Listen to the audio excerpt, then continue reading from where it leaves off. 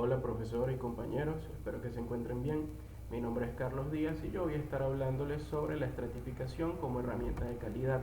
La estratificación consiste en agrupar datos en grupos más pequeños, tomando en consideración sus características comunes para determinar su grado de influencia en una situación específica y evaluar su comportamiento.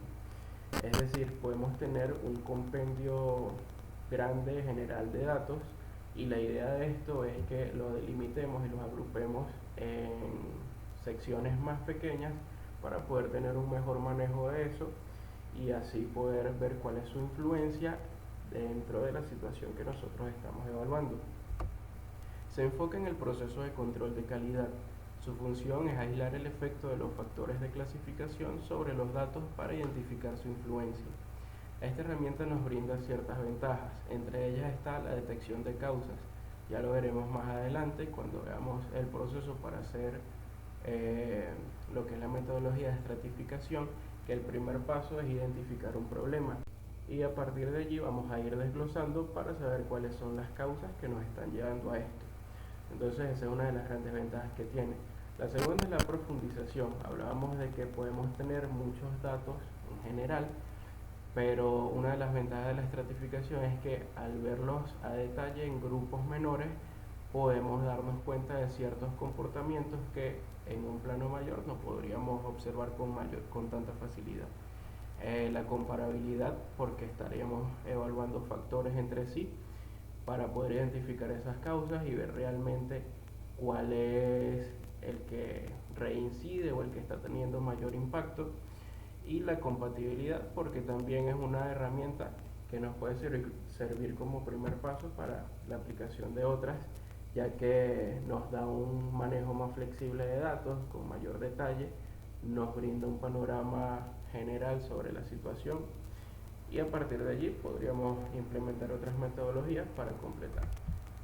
Algunas de las desventajas es que quizás si existen muchas variables a analizar, sea un poco engorroso el proceso o el manejo de estos datos.